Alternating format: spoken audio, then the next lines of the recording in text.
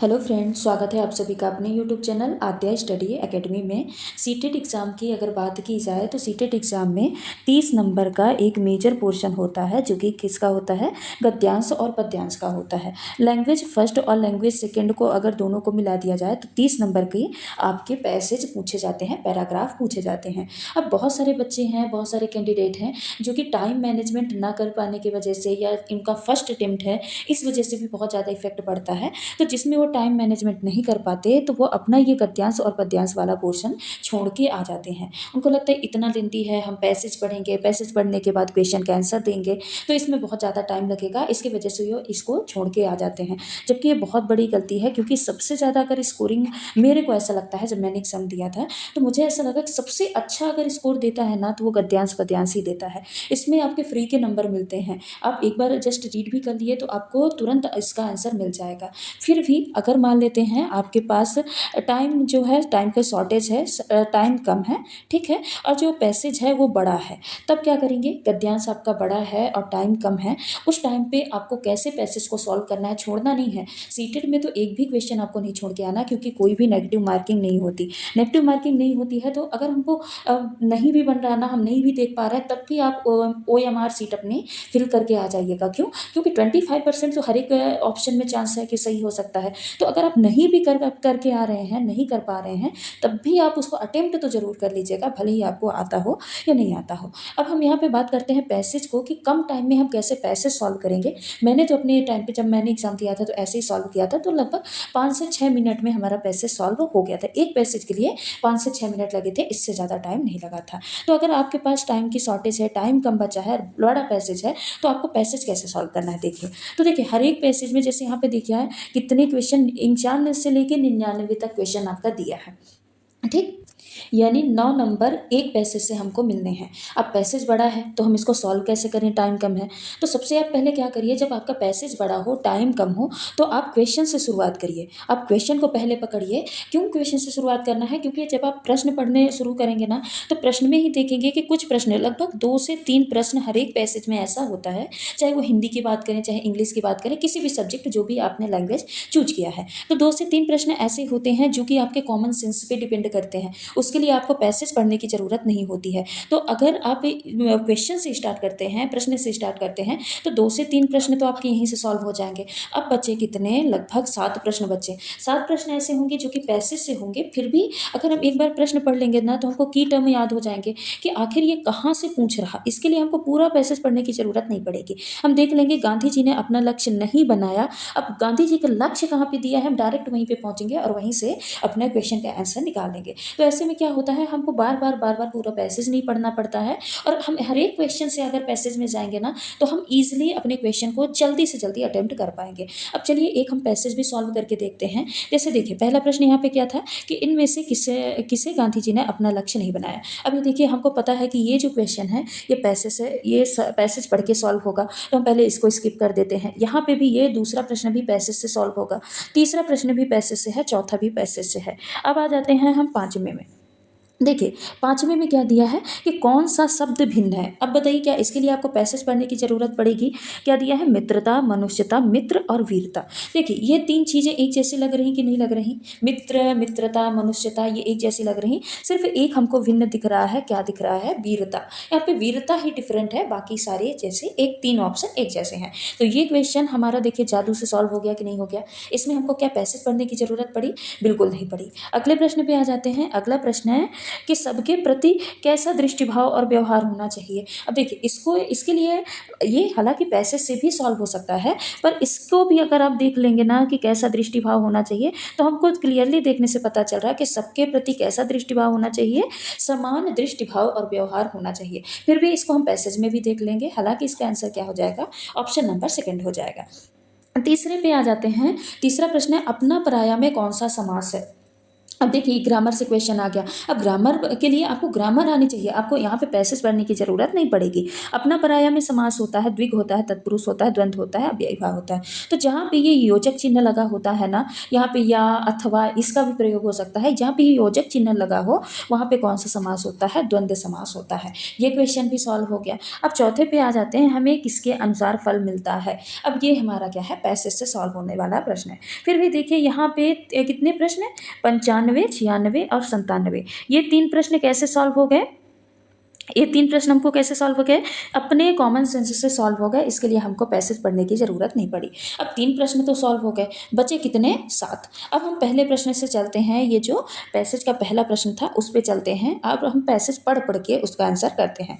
देखिए पहला प्रश्न क्या है? इनमें से किसे गांधी जी ने अपना लक्ष्य नहीं बनाया? अब देखिए लक्ष्य के बारे में कहाँ पे दिया है, यहाँ पे आप देखते जाइए। संवेदना, नैतिक मूल्य, शांति, हकदार, महावीर क्राइस्ट, सदस्यता, योगदान, जिससे संबंध मन में गांधी जी ने, हाँ ये देखिए यहाँ पे दिया है ना, दिया है ना, ये लक्ष्य, लक्ष्य शब्द आ गया, मतलब इसके आसपास ही देखिए आपका आंसर होगा। हाँ, गांधी जी ने गुलामी से आज़ादी, मनुष्य की सेवा, विवेक से मित्रता को अपना लक्ष्य बनाया। अब इन तीनों के अलावा जो भी ऑप्शन में होगा वो आंसर नहीं होगा। तो गुलामी से आज़ादी को बनाया था, मनुष्य की सेवा से बनाया था, विवेक से मित्रता को भी बनाया था, लेकिन गुलामों से आज़ादी इसको अपना लक्ष्य नहीं बनाया था। तो क्या हो जाएगा?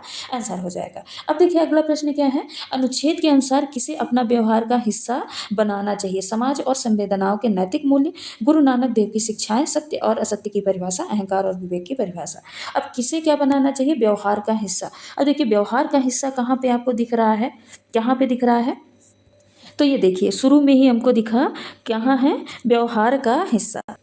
ये यहाँ पे व्यवहार का हिस्सा, यानी इसी के आसपास आंसर होगा। तो जो समाज और संवेदना की नैतिक मूल स्थापनाओं को अपने व्यवहार का हिस्सा बनाता है, तो ये फर्स्ट ऑप्शन ही क्या हो जाएगा? इसका आंसर हो जाएगा समाज और संवेदनाओं के नैतिक मूल्य। अब हम अगले प्रश्न पे चलते हैं। अगला प्रश्न देखिए क्या बोल रहा है? अगला प्रश्न बोल रहा है गांधी जी विश्व नेता बने क्योंकि। अब जहाँ पे विश्व नेता, ये देखिए यहीं पे दिख गया ना विश्व नेता। अब गांधी जी क्यों विश्व नेता बने? तो सबके प्रति समान दृष्टि का भाव और व्यवहार था कि गांधी जी विश्व नेता बने। सभी के प्रति समान, उनकी समान दृष्टि व व्यवहार था कि गांधी जी क्या बने? विश्व नेता बने। 3 क्वेश्चन कितनी जल्दी जल्दी सॉल्व हो गए, है ना। अब देखिए चौथा प्रश्न क्या है? महावीर, बुद्ध, क्राइस्ट, नानक व गांधी जी में क्या समानता है? सभी धर्मगुरु हैं, सभी सन्यासी हैं, सभी भारत में जन्मे हैं, सभी ने मानव कल्याण किया। अब देखिए इन चारों, महावीर, बुद्ध, क्राइस्ट, नानक व गांधी जी, इनका नाम कहाँ पे आपको देखने को मिल रहा है? तो कहाँ पे देखने को मिल रहा है? यहाँ पे। महावीर, बुद्ध, क्राइस्ट, नानक, गांधी जी अगर हमारे जीवन पर विराजमान हैं तो इसमें उनकी सदा यशता, सदायस्ता, निरअहंकार और व्यवहार का योगदान है। ठीक। अब देखिए चौथा प्रश्न क्या बोल रहा? महावीर, बुद्ध, क्राइस्ट, नानक व गांधी जी में क्या समानता है? सभी धर्मगुरु हैं, सभी सन्यासी हैं, सभी भारत में जन्मे हैं, सभी ने मानव कल्याण किया है। अब इन चारों लोगों का नाम जहाँ पे आ जाए वहीं से हम अपना आंसर ढूंढना स्टार्ट करेंगे। तो क्या दिया है? महावीर, बुद्ध, ये देखिए यहाँ पे दिया है महावीर, बुद्ध, क्राइस्ट, नानक, गांधी जी अगर हमारे जीवन पे विराजमान हैं तो इसमें उनकी सदाशयता, निरअहंकार और व्यवहार का योगदान है, जो वे जिए समस्त प्राणियों, प्रकृति और सृष्टि के लिए। यानी उन्होंने किसके लिए काम किया? सभी प्राणियों के लिए काम किया, प्रकृति के लिए काम किया और सृष्टि के लिए काम किया। अब देखिए इससे मिलता जुलता आपका आंसर क्या है? क्या सन्यासी का जिक्र हुआ यहाँ पे? क्या धर्मगुरु का जिक्र हुआ? क्या भारत में जन्मे का जिक्र हुआ? यहाँ पे जिक्र किसके लिए हुआ? कि उन्होंने सभी प्राणी यानी मानव कल्याण के लिए काम किया। तो 4 ऑप्शन क्या हो जाएगा? इसका करेक्ट आंसर हो जाएगा। देखिए हम प्रश्न से गए तो कितना ईजी हो गया, हमको पूरा पैसेज पढ़ने की जरूरत नहीं पड़ी। अब अगला प्रश्न क्या है? अब अगले में देखिए ये 3 प्रश्न हम पहले ही सॉल्व कर चुके थे। ठीक है, ये 3 प्रश्न हमने कॉमन सेंस से सॉल्व कर लिया था। अब यहाँ पे देखिए हमें किसके अनुसार फल मिलता है, ये यहाँ पे कौन सा, शायद 8वां प्रश्न है कि हमें किसके अनुसार फल मिलता है? समाज, व्यवहार, बुद्धि या फिर वंश। हम फिर पैसेज में चलते हैं। तो ये देखिए स्टार्टिंग में ही दिया है ना कि यह नहीं भूलना चाहिए कि हमारा जो व्यवहार होता है उसी के अनुसार फल भी मिलता है। यानी किसके अनुसार फल मिलता है? व्यवहार। तो यहाँ पे इसका आंसर क्या हो जाएगा? ऑप्शन नंबर 2 हो जाएगा। अब देखिए लास्ट प्रश्न है कि शांति को कहाँ पाया जा सकता है? स्वयं में, परिवार में, समाज में या फिर धर्म में। तो यहाँ पे अब आप ढूंढना स्टार्ट करिए। देखिए शांति कहाँ, उनके मन में किसी के लिए रत्ती भर भेदभाव नहीं, अहंकार, गांधी जी ने गुलामी, महावीर, सत्य की साक्षात, आप भी इसका जन्म करके देखें, महसूस होने लगेगा। हाँ, ये देखिए, जिस शांति के लिए भटक रहे हैं वह कहीं नहीं, वह कहीं बाहर नहीं, आपके अंदर ही होती है। यानी शांति कहाँ प्राप्त होती है? स्वयं में, अपने अंदर ही प्राप्त होती है। तो लास्ट प्रश्न का आंसर हो जाएगा स्वयं में। यहाँ पे आंसर क्या हो जाएगा कि शांति को कहाँ पाया जा सकता है? तो आंसर क्या हो जाएगा? स्वयं में। देखिए यहाँ पे मैं आपको बता रही थी इसलिए थोड़ा सा टाइम ज़्यादा लगा, लेकिन वहाँ पे अगर आप ये ट्रिक फॉलो करते हैं ना, आप अगर प्रश्न से जाते हैं पैसेज में, तब आपका बहुत मुश्किल से 6 से 7 मिनट में आपका एक 10 नंबर का, 9 से 10 नंबर का आपका पैसेज सॉल्व हो जाएगा। पैसेज में बहुत ज़्यादा टाइम नहीं लगता, क्योंकि बच्चे डर के मारे वो छोड़ के आ जाते हैं। बाकी इतना ज़्यादा टाइम आपका पैसेज में नहीं लगता। यहाँ पे मैंने समझाने पे आपको फोकस किया है कि कैसे सॉल्व करना है, इसलिए ज़्यादा टाइम लगा। बाकी आपका 6 से 7 मिनट में एक पैसेज सॉल्व हो जाएगा। तो पैसेज को आप हुआ नहीं बनाइएगा, डरिएगा नहीं। ये बहुत कम टाइम में, अगर आपके पास शॉर्ट टाइम 5 मिनट भी, 6 मिनट भी बचा है ना, तो आप आराम से एक पैसेज अपना सॉल्व कर सकते हैं।